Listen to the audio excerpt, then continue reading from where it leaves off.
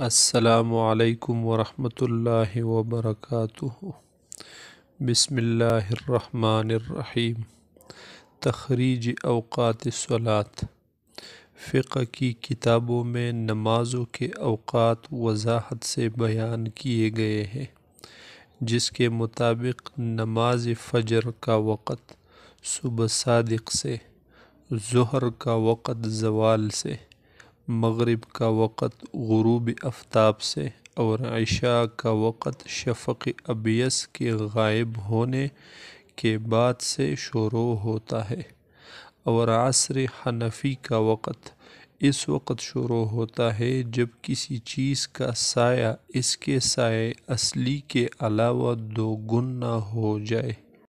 اصل تو یہی ہے کہ نمازوں کے اوقات درجہ بالا تفصیل کے مطابق معلوم کر کے ان پر عمل کیا جائے،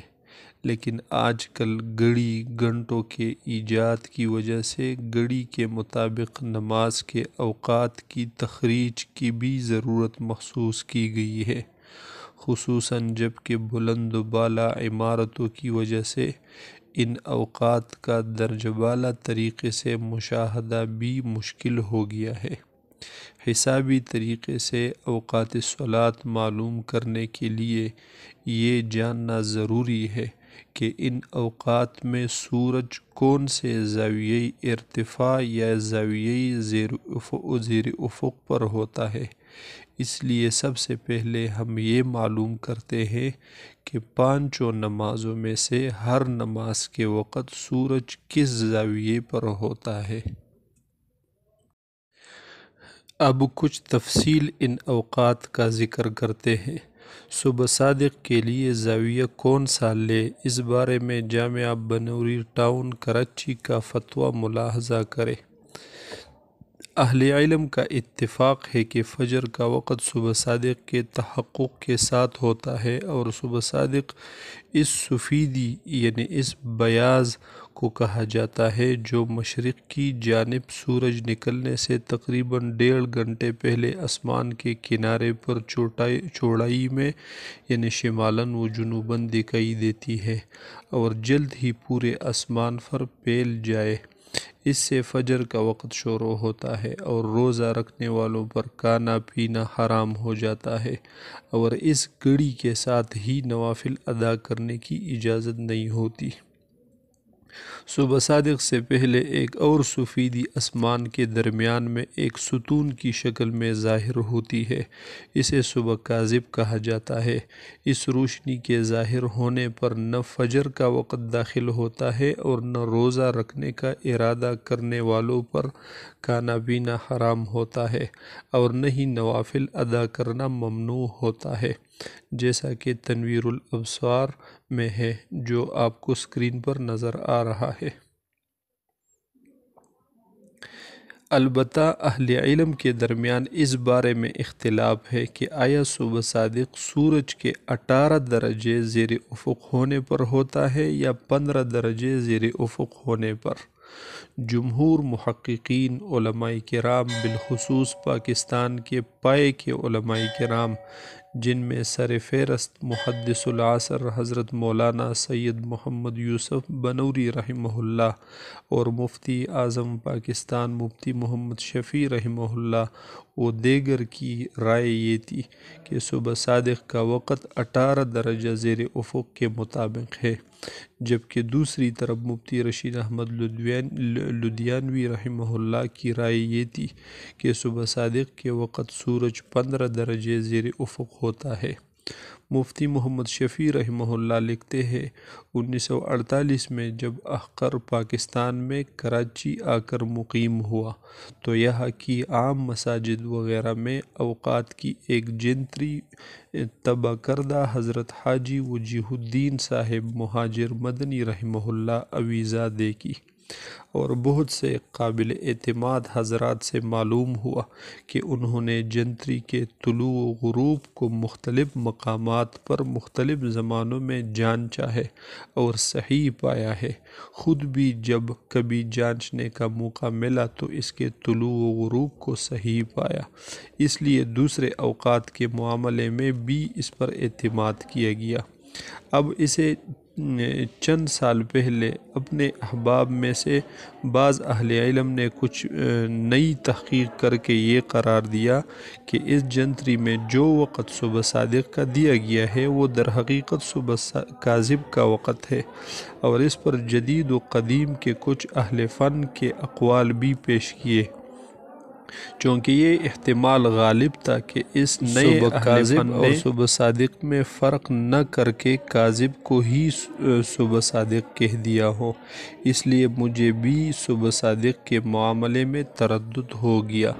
اسی بنا پر ہر رمضان میں نقشہ اوقات کے ساتھ یہ نوٹ شائع کرنا شروع کیا کہ سحری کا کھانا تو قدیم جنتری کے وقت پر ختم کر دیا جائے، مگر صبح کی نماز اس کے بعد 15-20 منٹ انتظار کے بعد پڑھی جائے۔ سال رواں میں بعض اہل فن حضرات کے ساتھ بحث و تمہیز اور جدید فلکیات کے بعض کتابوں کی مراجعات سے یہ بات ثابت ہو گئی کہ جدید ماہرین فلکیات نے خود صبح کاذب کو الگ کر کے بیان کیا ہے، اور وہ در حقیقت رات کا حصہ ہے۔ اس کے بعد جو صبح صادق ہوتی ہے اس کو انہوں نے صبح کہا ہے۔ اس نئی تحقیق اور بحث سے میرا تردد رفع ہو گیا، اور میں قدیم جنتری کے اوقات کو حسابی اعتبار سے صحیح سمجھتا ہوں، البتہ یہ حسابات خود یقینی نہیں ہوتے۔ نماز روزہ ہر معاملے میں احتیاط ہی کا پہلو اختیار کرنا چاہیے۔ نوادر الفقہ۔ محدث العصر حضرت مولانا محمد یوسف بنوری رحمہ اللہ تحریر فرماتے ہیں، کچھ عرصے سے کراچی اور چند شہروں میں نماز فجر اور سحری کے اوقات کے مختلف نقشے سامنے آئے، جس کی وجہ سے عوام خاصے پریشانی میں مبتلا ہو گئے کہ کس پر عمل کرے اور کس کو صحیح سمجھے۔ اس وقت چونکہ پوری تحقیق کا موقع نہیں مل سکا تھا، اس لیے احتیاطاً یہی فتویٰ دیا گیا کہ نماز کے لیے ان نقشوں پر عمل کیا جائے جن میں صبح صادق کا وقت بعد تک ہے، اور انتہائی سحر کا وقت ان سے لیا جائے جن میں وقت پہلے ختم ہوتا ہے۔ لیکن بعد میں بعض مخلصین کی کوشش سے جو معلومات حاصل ہوئی، ان سے یہ بات پائے تحقیق کو پہنچی کہ تمام نقشوں میں وہی سابق کراچی کا نقشہ جس کو مرحوم حاجی وجیہ الدین صاحب نے مرتب کروایا تھا اور چھاپا تھا، وہ بالکل صحیح ہے۔ ہاں، جس کا جی چاہے نماز دیر سے پڑھے تاکہ اس کو بھی یقین ہو جائے کہ وقت ہو گیا ہے تو اور اچھا ہے۔ دین کی بات میں ضد کی حاجت نہیں، جو بات صحیح ہو اس کو ماننا اور غلط بات سے رجوع کرنا یہ عین دین کی بات ہے۔ اللہ تعالیٰ سب کو صحیح سمجھ اور صحیح عمل کی توفیق عطا فرمائے۔ سورج کے 18 درجہ زیر افق پر صبح صادق ہونے والے جمہور کے قول کے مطابق مجموعی وقت گھنٹوں اور منٹوں کے اعتبار سے طلوع آفتاب سے قبل 1 گھنٹہ 20 منٹ سے 1 گھنٹہ 38 منٹ تک ہوتا ہے، جو مختلف موسم و ایام میں بدلتا رہتا ہے، ہر وقت یکساں نہیں رہتا، جبکہ مفتی رشید احمد صاحب رحمہ اللہ نے اس کا کم از کم وقت 57 منٹ بتلایا ہے، دوسرے موسم میں اس سے زیادہ بھی ہو سکتا ہے۔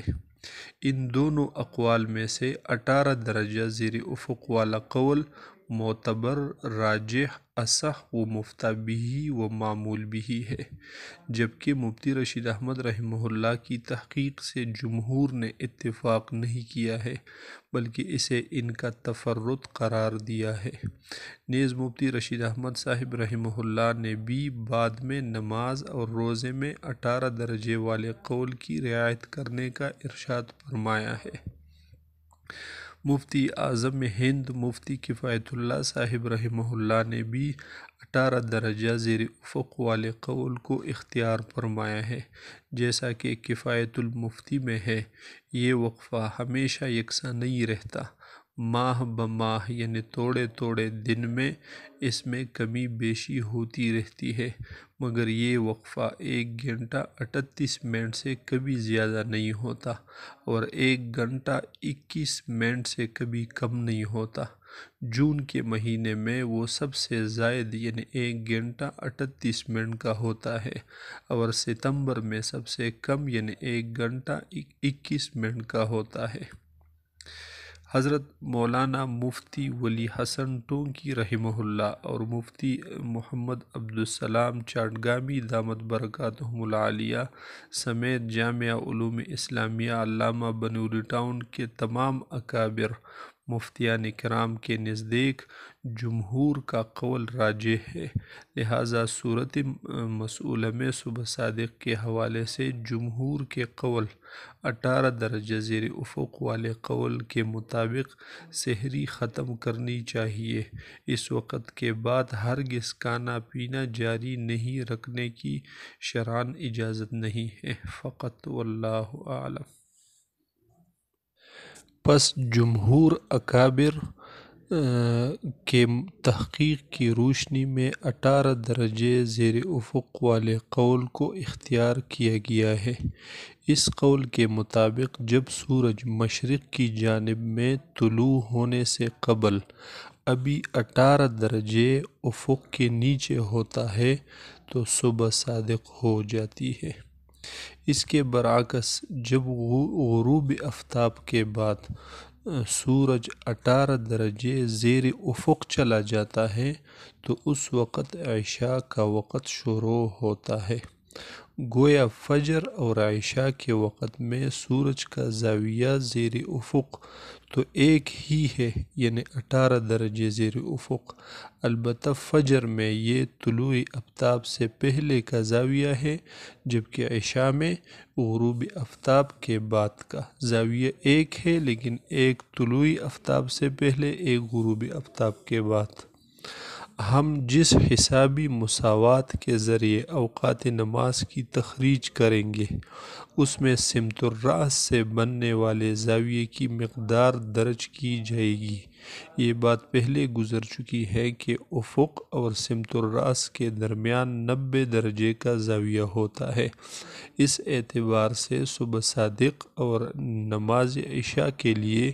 مساوات میں زاویے کی مقدار 18 جمع 90 مساوی 108 درج کی جائے گی۔ نماز مغرب اور طلوع آفتاب کا وقت۔ مغرب کی نماز کا وقت وہی ہے جس وقت سورج غروب ہوتا ہے، لیکن اس وقت سورج سمت الرأس سے کون سے زاویے پر ہوتا ہے؟ اس کا جواب قدر تفصیلی ہے، کچھ نہ کچھ پہلے بھی ذکر کی جا چکی ہے لیکن اب بھی بتاتے ہیں۔ سب سے پہلے یہ سمجھیے کہ جب ہم یہ کہتے ہیں کہ سورج فلاں مقام سے اتنے درجے کے زاویے پر ہے تو اس کا مطلب یہ ہوتا ہے کہ سورج کا مرکز یعنی اس کا بالکل درمیانی نقطہ اتنے درجے کے زاویے پر ہے۔ اب اگر سورج سمت الرأس سے 90 درجے مغرب کی طرف ہو تو اس کا مطلب یہ ہوگا کہ آدھا سورج غروب ہو چکا ہے اور آدھا باقی ہے، جبکہ شرعی اعتبار سے غروب آفتاب اس وقت ہوگا جب وہ مکمل طور پر غروب ہو چکا ہو۔ سورج کا پورا قطر لمبائی 32 دقیقہ کے برابر ہوتی ہے تو آدھے سورج کی لمبائی 16 دقیقے ہوئی۔ اس اعتبار سے غروب آفتاب اس وقت مکمل ہوگا جب سورج سمت الرأس سے 90 درجے اور 16 دقیقے مغرب کی جانب ہوگا۔ لیکن یہاں اور بات سمجھنا بھی ضروری ہے، ایک اور بات سمجھنا بھی ضروری ہے، وہ یہ کہ اگر آپ پانی سے بھرے ہوئے کسی برتن میں کوئی سکہ ڈالیں اور اوپر کی بجائے کسی کنارے کی جانب سے اسے دیکھیں تو یہ سکہ آپ کو اپنے اصلی مقام سے ذرا اونچا نظر آئے گا۔ ایسا کیوں ہوا؟ یہ اس لیے ہوا کہ ہماری آنکھ کی روشنی ایک لطیف فضا سے نکل کر کثیب جسم میں داخل ہوئی تو اس کا رخ مڑ گیا، جس کی وجہ سے ہمیں سکہ اصل مقام سے اوپر نظر آیا۔ اس عمل کو عمل انعطاف کہتے ہیں۔ افق پر موجود کثیف فضائے بھی پانی کا سا ماحول پیدا کرتی ہے، یا جو نمی ہے وہ نمی بھی پانی جیسا ماحول پیدا کرتی ہے، جس کا نتیجہ یہ ہوتا ہے کہ سورج سمت الرأس سے 90 درجے اور 16 دقیقے نیچے جانے کے باوجود بھی ہمیں نظر آ رہا ہوتا ہے، اور ابھی تک ہمارے دیکھنے کے اعتبار سے غروب نہیں ہوا ہوتا۔ سورج کا یہ انعطاف 34 دقیقے ہے، جس کا مطلب یہ ہوا کہ جب سورج مزید 34 دقیقے نیچے جائے گا، یعنی جب سمت الرأس سے 90 درجے 50 دقیقے مغرب کی جانب ہوگا تو ہمارے اعتبار سے مکمل غروب ہوگا۔ حسابی مساوات یا جو کلیات ہم استعمال کریں گے اوقات نکالنے کے لیے، اس میں درجات کو اعشاری نظام میں تبدیل کر کے درج کیا جاتا ہے، لہٰذا 50 دقیقوں کو اعشاری نظام میں تبدیل کرنے کے لیے 60 پر تقسیم کیا تو 50 دقیقوں سے جواب آیا 0.833۔ لہٰذا نماز مغرب کا وقت معلوم کرنے کے لیے زاویے کی مقدار 90.833 درج کی جائے گی، اور یہی مقدار طلوع آفتاب کا وقت معلوم کرنے کے لیے بھی ہوگی، یعنی طلوع اور غروب دونوں کے لیے زاویہ شمس 90.833 لیں گے۔ پس اس سبق کا خلاصہ یہ نکلا کہ عشاء کے لیے اور فجر صادق کے لیے ہم زاویہ شمس 108 لیں گے، اور طلوع آفتاب اور غروب آفتاب کے لیے زاویہ شمس 90.833 لیں گے۔ یہ 4 اوقات ہو گئی، باقی زوال اور عصر آئندہ سبق میں انشاءاللہ اس پر تفصیلی بحث کریں گے۔